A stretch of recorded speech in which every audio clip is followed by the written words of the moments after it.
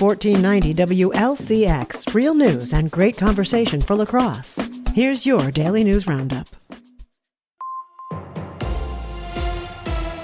For Civic Media News, I'm Connie Fellman. Authorities arrested 2 people on homicide charges last weekend after boaters allegedly spotted a human arm with a Packers tattoo in an Illinois lake. Illinois State Police say the human remains were found the weekend before the 4th in Lake Mattoon. That's in the central part of Illinois. Authorities later identified the man as 38-year-old Dale Wayne Turner of Plainfield. Police arrested 26-year-old James Adams and 62-year-old Robin Turner on charges of concealing a homicide and dismembering a human body. Court records show Turner was the victim's wife and Adam his half-brother. Police say they expect additional charges. Thousands of 4th of July travelers got a bit of freedom from recent exploding prices at the pump. But as Civic Media's Melissa Kay tells us, we're still paying more than we were over last year's Independence Day.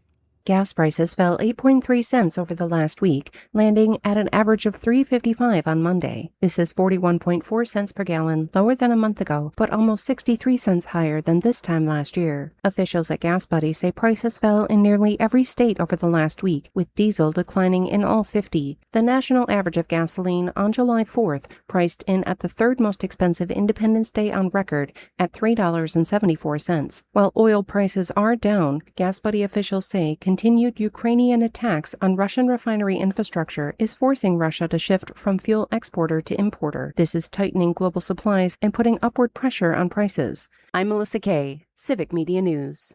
Gas experts say until the refining supply picture improves, significant further drops at the pump may be limited. Nonprofit groups across Wisconsin could get help boosting security as a new federal grant opens for applications. The program is aimed at organizations that may face threats because of their mission or beliefs. State officials say groups must show they are at risk and outline their security needs. Applications are due by July 15th. CDC officials say a diarrhea-causing parasite is making people sick across the country, including right here in Wisconsin. They say the parasite, called cyclosporiasis, is spread when contaminated water is sprayed on plants at farms. The parasite multiplies during humid conditions. Michigan recently saw a surge in cases, reporting nearly 600 cases as of July 4th. Wisconsin had fewer than 10 cases so far in the last report from the CDC. No specific food has been tied to the outbreak, but produce, including basil, cilantro, and berries have been cited in known cases. Doctors say you can avoid getting sick by washing produce with large amounts of clean water, washing your hands with soap and water before preparing food, and keeping fruits and vegetables chilled. We have new details about the Lake Geneva boating accident that claimed the lives of 3 children last Friday. Geneva Lake Police identified the children in a release yesterday as a 6-year-old boy and 2 girls ages 7 and 10. Police said the 47-year-old man operating the boat had extensive boating experience and all the children on board were wearing properly fitted life jackets. Police say the driver was trying to get to shore when at least 2 large waves broke over the bow, capsizing the boat. Divers found the sunken boat in 32 feet of water with the 3 child victims inside. They say the children died from drowning. The National Weather Service confirmed that the storm that capsized the boat packed winds of 90 to 100 miles per hour.